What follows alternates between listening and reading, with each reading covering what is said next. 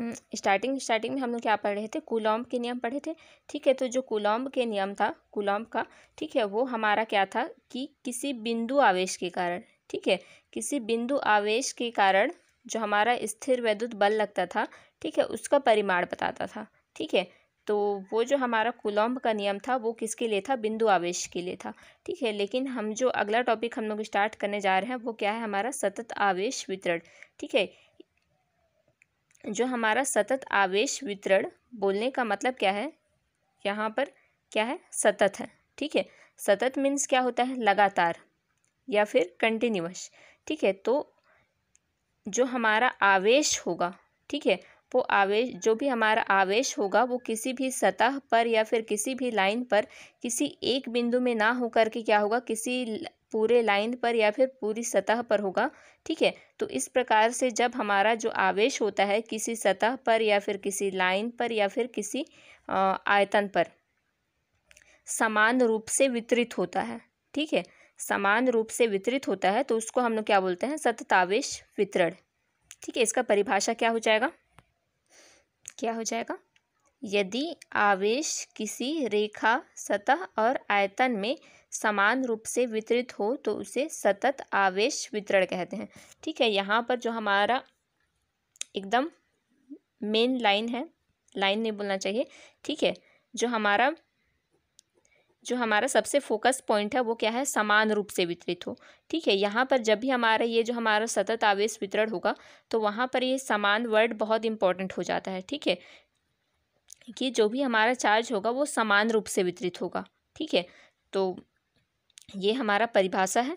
ठीक है, तो इसमें हमारा क्या, जैसे कि हम लोग क्या क्या मेंशन किए हैं इसमें, रेखा, सतह और आयतन। ठीक है, तो इन तीनों के आधार पर जो हमारा बल होगा उसको हम लोग 3 प्रकार से निकालेंगे। ठीक है, तो पहला हमारा जो क्या हो जाएगा, रैखिक आवेश वितरण के कारण किसी चार्ज पर बल, इसको इंग्लिश में क्या बोलते हैं, लीनियर चार्ज, जो हमारा रैखिक आवेश होता है, ठीक है, उसको हम लोग क्या बोलते हैं, लीनियर चार्ज डिस्ट्रीब्यूशन। ठीक है, इसको इंग्लिश में क्या बोलेंगे, रैखिक आवेश वितरण के कारण बल को force due to linear charge distribution. ठीक है, तो ये जहाँ पर आता है, हो सकता है बुक में अलग टॉपिक दिया होगा। ठीक है, तो इसमें हमारा जो एक आता है टॉपिक वो क्या होता है, रैखिक आवेश घनत्व। ठीक है, लीनियर चार्ज डेंसिटी, रैखिक आवेश घनत्व। ठीक है, ये क्या होता है, इसको हम लोग क्या से दर्शाते हैं, लैम्डा से। ठीक है, और इसको हम लोग क्या बोलते हैं, इसका जो परिभाषा होता है ये क्या होता है, चार्ज पर यूनिट लेंथ। ठीक है, तो यहाँ पर ये क्या है, रैखिक आवेश घनत्व इजिकल टू क्या हो जाएगा, Q/L।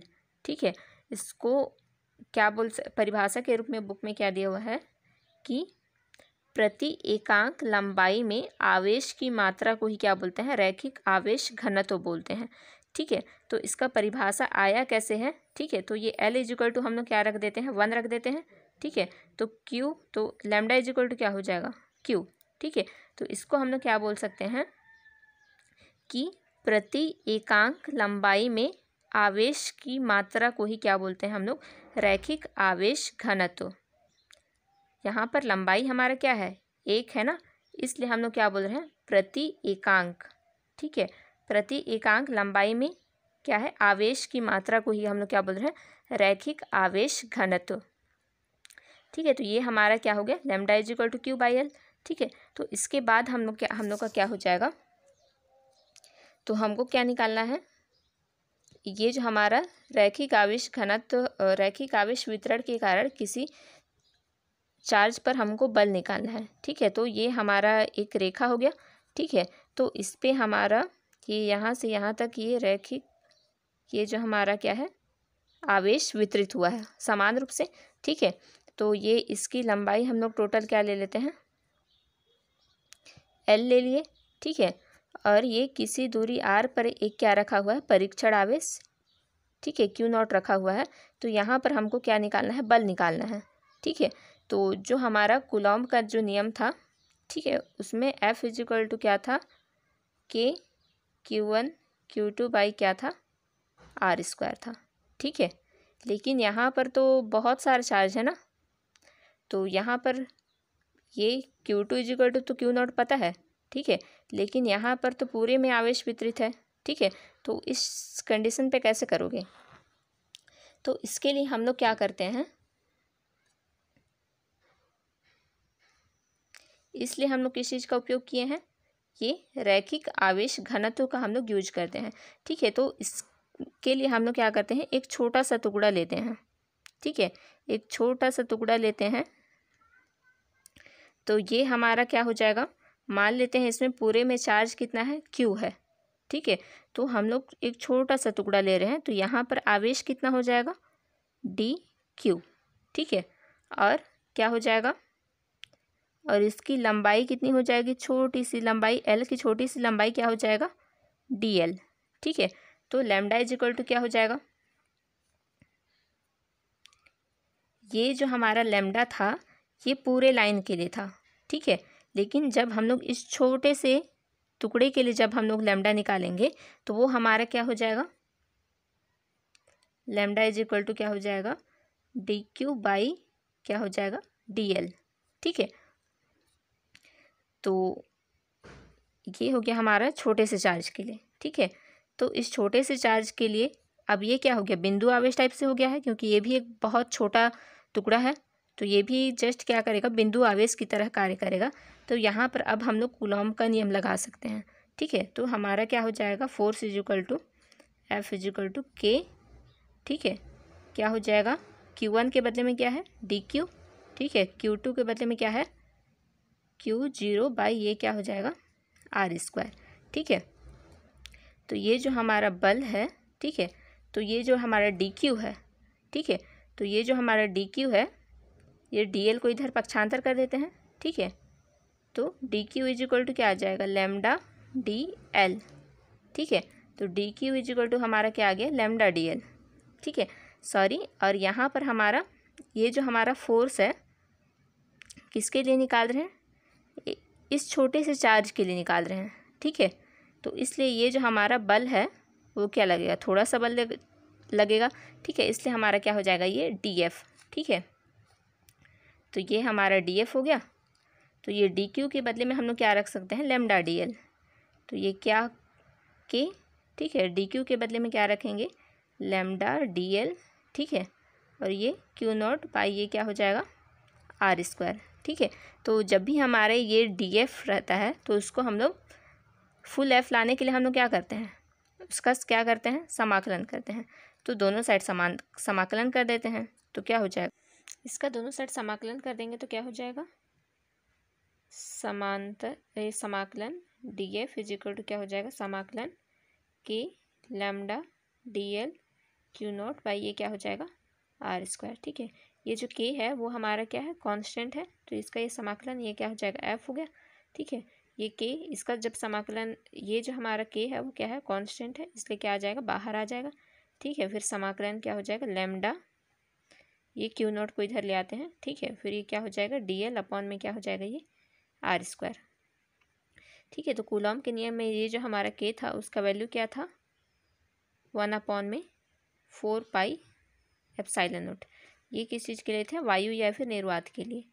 तो ये इसका वैल्यू हो गया, ये लैम्डा Q नॉट, ये DL अपॉन में ये क्या हो जाएगा, आर स्क्वायर। ठीक है, अब ये जो हमारा बल है उसको हम लोग क्या कर सकते हैं, सदिश रूप में भी लिख सकते हैं। ठीक है, तो ये सदिश F हो गया। ठीक है, वेक्टर F, फिर उसके बाद 1/, में ये 4 पाई एप्सिलॉन, फिर ये समाकलन लैम्डा Q नॉट, ये DL अपॉन में क्या हो जाएगा, आर स्क्वायर। तो जब भी हम किसी चीज़ को सदिश रूप में लिखते हैं तो वहाँ पर हमारा क्या आ जाता है, ये आर कैप। ठीक है, तो ये हमारा क्या हो जाएगा, F का सदिश रूप कब के लिए है, लीनियर चार्ज डिस्ट्रीब्यूशन के लिए या फिर रैखिक आवेश वितरण के कारण ये हमारा क्या है, बल है। ठीक है, तो अगला टॉपिक है हमारा पृष्ठीय आवेश वितरण के कारण बल। ठीक है, force due to surface charge distribution. तो जैसा कि हम लोग पिछले टॉपिक में हम लोग क्या पढ़े थे कि यदि जो हमारा चार्ज होता था वो किसी रैखिक चालक पे समान रूप से वितरित होता था तो उसमें क्या आता था, रैखिक आवेश घनत्व आता था। ठीक है, तो यहाँ पर हमारा क्या है कि यदि जो हमारा चार्ज है वो किसी सतह पर समान रूप से वितरित है तो वहाँ पर एक जो टर्म आता है वो क्या होता है, पृष्ठीय आवेश घनत्व। ठीक है, तो यहाँ पर क्या आ जाएगा, पृष्ठीय आवेश घनत्व। ठीक है, जैसा कि हमारा लीनियर चार्ज डिस्ट्रीब्यूशन मतलब रैखिक आवेश घनत्व क्या था, Q/L था। ठीक है, वैसे यहाँ पर हमारा जो पृष्ठीय आवेश घनत्व है वो क्या हो जाएगा, इसको हम लोग किस चीज़ से दर्शाते हैं, ये सिग्मा से। ठीक है, पृष्ठीय आवेश घनत्व को किस चीज़ से दर्शाते हैं, सिग्मा से। और इसका जो फॉर्मूला होता है वो क्या हो जाएगा, Q/, जैसे यहाँ पर रैखिक चार्ज घनत्व था तो यहाँ पर क्या था, Q/L था। ठीक है, लेकिन जब भी तुम्हारा क्या हो जाएगा, पृष्ठीय आवेश घनत्व होगा तो यहाँ पर क्या हो जाएगा, Q/S। ठीक है, ये जो S है वो क्या है, सरफेस। ठीक है, सरफेस या फिर पृष्ठीय, पृष्ठ। ठीक है, तो जैसा कि हम लोग पिछले वाले में हम लोग क्या परिभाषा बताए थे कि रैखिक आवेश घनत्व का हम लोग क्या बनाए थे, एकांक लंबाई पर उपस्थित आवेश को ही हम लोग क्या बोलते थे, रैखिक आवेश घनत्व। ठीक है, वैसे यहाँ पर पृष्ठीय आवेश घनत्व इज इक्वल टू क्या हो जाएगा, S इज इक्वल टू हम लोग क्या कर देंगे 1। ठीक है, तो सिग्मा इज इक्वल टू क्या हो जाएगा, Q।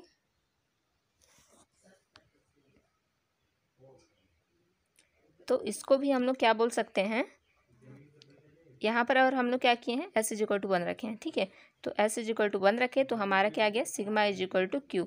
तो इसको हम लोग परिभाषा के रूप में क्या बोल सकते हैं कि एकांक क्षेत्रफल। ठीक है, पृष्ठ और क्षेत्रफल दोनों एक ही चीज़ होता है। ठीक है, एकांक क्षेत्रफल में उपस्थित आवेश को ही पृष्ठीय आवेश घनत्व कहते हैं। ठीक है, तो ये पृष्ठीय आवेश घनत्व का परिभाषा क्या हो जाएगा, एकांक क्षेत्रफल में उपस्थित आवेश को पृष्ठीय आवेश घनत्व कहते हैं।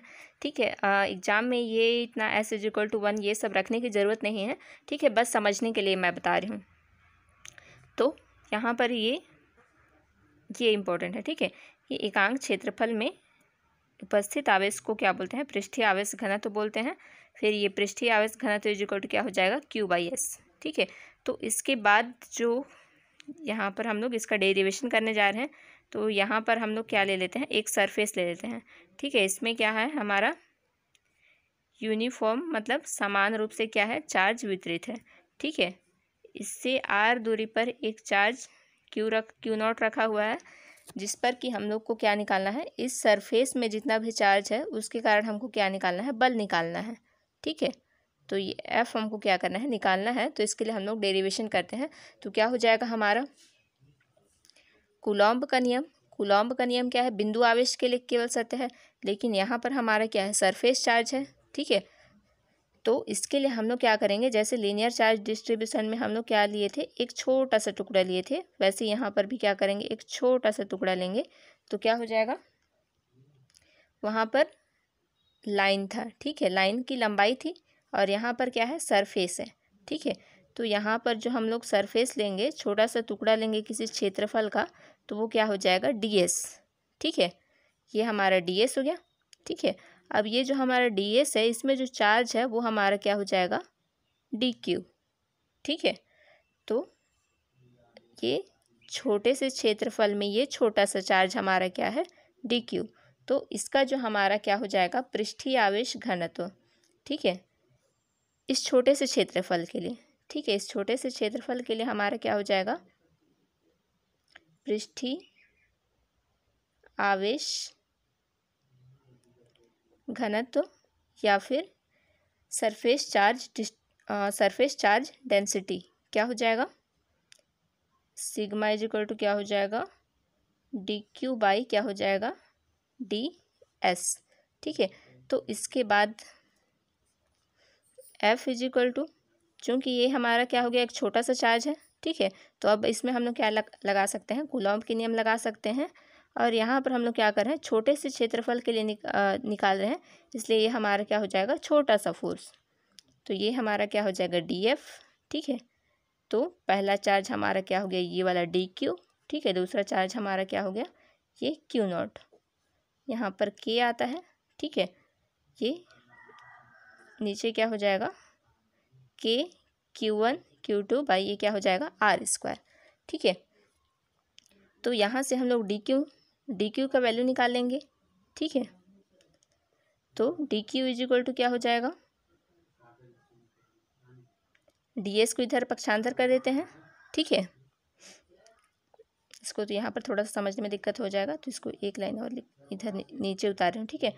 तो ये सिग्मा इज इक्वल टू क्या लिख सकती हूँ, ये DQ बाई ये DS, ठीक है। इसको अच्छे से जमा के लिख लेना तुम लोग, ठीक है। तो ये सिग्मा इज इक्वल टू क्या हो गया, DQ बाई DS, तो DQ इज इक्वल टू क्या हो जाएगा, सिग्मा ये DS, ठीक है। इसको समीकरण 1 मान लेना, फिर क्या बोलना कि समीकरण 1 से ये DQ का मान यहाँ पर रखने पर, ठीक है। ये जो हमारा DQ is equal to sigma DS है, उसको हम लोग क्या किए, समीकरण 1 मान लिए, ठीक है। फिर उसके बाद क्या कर रहे हैं कि ये जो हमारा DF है उसमें समीकरण 1 से हम लोग क्या कर रहे हैं, ये DQ का मान रखेंगे, ठीक है। तो ये हमारा क्या हो जाएगा, DF is equal to DQ का मान क्या है, सिग्मा DS, ठीक है। तो ये क्या हो जाएगा, K सिग्मा DS, फिर ये Q0 अपॉन में क्या हो जाएगा, ये R², ठीक है। तो इसका समाकलन हम लोग कर देते हैं,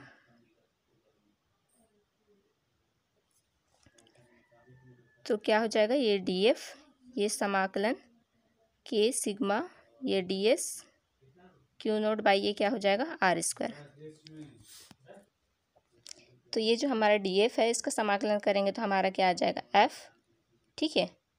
ये K हमारा एक कांस्टेंट है इसलिए इसको हम लोग बाहर निकाल देते हैं, और ये Q0 भी हमारा कांस्टेंट है इसलिए इसको हम लोग क्या बाहर निकाल देते हैं, ये Q0, ठीक है।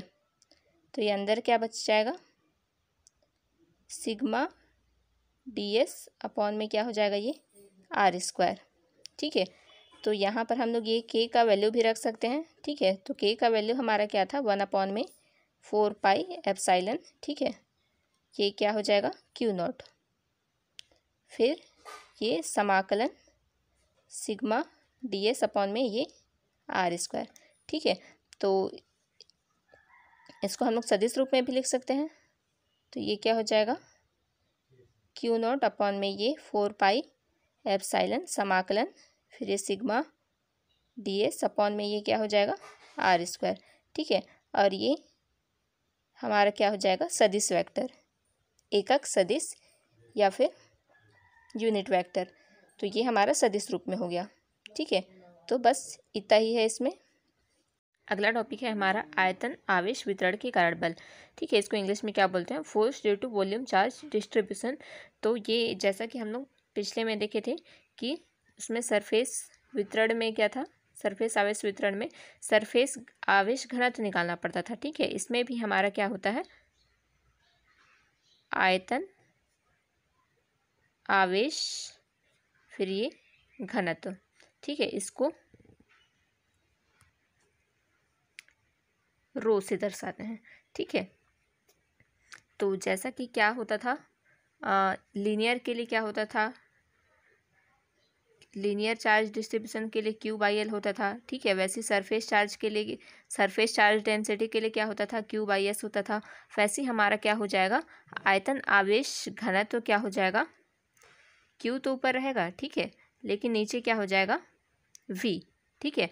और जैसे कि हम लोग पिछले में करते आए हैं, यहाँ पर V इज इक्वल टू 1 रख देंगे, तो आयतन आवेश घनत्व का परिभाषा क्या हो जाएगा, एकांक आयतन में उपस्थित आवेश को ही आयतन आवेश घनत्व कहते हैं, ठीक है। दोबारा फिर से, क्योंकि एकांक हम लोग इसलिए बोलते हैं क्योंकि यहाँ पर V इज इक्वल टू हम लोग क्या ले लेते हैं 1, ठीक है।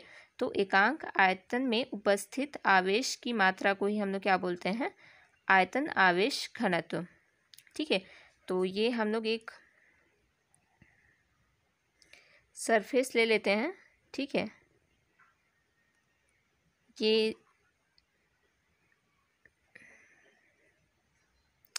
डायग्राम हर बुक में अलग होगा, ठीक, अलग हो सकता है, ठीक है।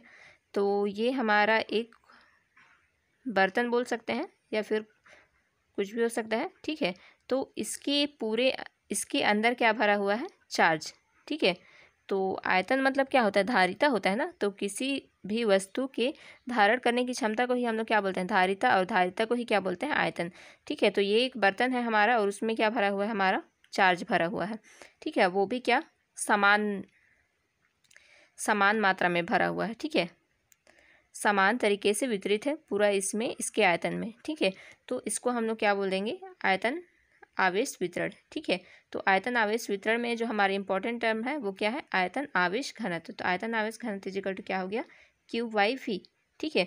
तो जैसा कि हम लोग पिछले टॉपिक में किए थे, वैसे ही हम लोग किसी दूरी r पर, ठीक है, किसी दूरी r पर एक टेस्ट चार्ज या फिर Q0 रखा हुआ है, या फिर एकांक धनावेश बोल सकते हैं। तो यहाँ पर हमको इस बिंदु पर इसके कारण हमको क्या निकालना है, बल निकालना है, ठीक है। तो केवल जो कूलॉम का नियम था वो क्या था, केवल बिंदु आवेश के लिए सत्य था। इसलिए हम लोग क्या करेंगे कि यहाँ पर एक छोटा सा आयतन लेते हैं, ठीक है, एकदम छोटू सा। तो ये क्या हो जाएगा, हम लोग ये पूरा आयतन इसका क्या है, V है, ठीक है। तो इसका छोटा सा टुकड़ा ले रहे हैं, इसलिए हमारा क्या हो जाएगा यहाँ पर, ये dV, ठीक है। और इसमें जो हमारा चार्ज होगा वो क्या हो जाएगा, dQ। तो ये जो हमारा आयतन आवेश घनत्व होता है वो सेम ही रहेगा, ठीक है। तो आयतन आवेश घनत्व इक्वल टू क्या हो जाएगा, dQ अपॉन में ये क्या हो जाएगा, dV, ठीक है। तो इसको समीकरण 1 ले लो, यहाँ से dQ इक्वल टू निकाल लो, ठीक है। तो dQ इक्वल टू क्या हो जाएगा, ρ/dV, ठीक है। तो नहीं, इसको समीकरण 1 ले लो, ठीक है। तो हम लोग अब क्या बोलते हैं, कूलॉम के नियम से हम लोग फोर्स निकालते हैं। तो क्या हो जाता है, K Q1 Q2 बाई क्या होता है, r² होता है, ठीक है। तो क्या हो जाएगा, Q1 हमारा क्या है, dQ, और Q2 हमारा क्या है, ये Q0, ठीक है। तो ये K का वैल्यू रख देते हैं, Q1 इक्वल टू क्या हो जाएगा, dQ, और Q2 इक्वल टू क्या हो जाएगा, d0 अपॉन में ये क्या हो जाएगा, r², ठीक है। ये किस चीज़ का वैल्यू है, F का, ठीक है। तो dQ इक्वल टू हम लोग यहाँ पर क्या निकालने हैं, ρ/dV। तो ये वैल्यू हम लोग रख देते हैं। तो F इक्वल टू क्या हो जाएगा, K, dQ इक्वल टू क्या निकाले हैं, सॉरी यहाँ पर एक क्या चीज़, यहाँ पर क्या मिस्टेक किए हैं, चूँकि हम लोग यहाँ पर क्या रहे हैं, एक छोटा सा टुकड़ा ले रहे हैं, ठीक है। इसलिए यहाँ जो हमारा फोर्स होगा वो क्या होगा, DF होगा। तो ये हमारा DF है, ठीक है। तो DQ के बदले में हम लोग क्या रख देंगे, ρ/dV, ठीक है। ये हमारा क्या हो गया, Q0 या फिर Q0, ये क्या हो जाएगा, r², ठीक है। तो क्या हो जाएगा, तो जहाँ पर भी हमारे DF आता है, इसको हम लोग पूरा फोर्स निकालने के लिए हम लोग क्या करते हैं, समाकलन करते हैं। तो समाकलन दोनों साइड कर देते हैं। तो ये DF हो गया, ठीक है। ये K हो गया हमारा, K हमारा कांस्टेंट है, ठीक है, इसलिए ये बाहर रह गया, ठीक है। तो ये ρ/dV और ये Q0 अपॉन में ये क्या हो जाएगा, r², ठीक है। तो ये DF का जब समाकलन करेंगे तो हमारा क्या आ जाएगा, F, ठीक है। तो क्या हो जाएगा, K, फिर ये क्या हो जाएगा, ये समाकलन, ये ρ, ठीक है, ये Q0 इधर लिख लेते हैं, ये dV हो जाएगा, ठीक है। ये वाला ये Q0 है, यहाँ पर आ गया, ठीक है, और dV इधर कर लिए, ये क्या हो जाएगा, r², ठीक है। अब ये इसको हम लोग क्या कर सकते हैं, यहाँ पर K का वैल्यू पुट कर दो। K का वैल्यू हमारा कूलॉम के नियम में क्या था, 1/4πε, ये क्या था, निर्वात के लिए था, ठीक है। तो ये क्या हो जाएगा, ρ/Q0 dV बाई ये क्या हो जाएगा, r², ठीक है। तो इसको हम लोग क्या कर सकते हैं, सदिश रूप में भी लिख सकते हैं। तो ये क्या हो जाएगा, सदिश F इक्वल टू 1/4πε, ठीक है। ये समाकलन ρ/Q0, फिर ये dV और ये r²। तो जहाँ पर भी हमारा सदिश रूप आता है वहाँ पर हमारा क्या आ जाता है, ये एकक सदिश। तो ये जो यूनिट वेक्टर है वो क्या बताता है कि ये जो हमारा बल है उसकी दिशा क्या है, ठीक है। तो तीनों का जो डेरिवेशन है वो लगभग सेम है, बस क्या रेखिक आवेश घनत्व के लिए क्या था, Q/L, ठीक है, और पृष्ठीय आवेश घनत्व के लिए Q/S और आयतन आवेश घनत्व के लिए क्या है, रो बाई वी। ठीक है, तो ये तीनों चीज़ को कंपेयर करके याद कर लेना, इजी होगा।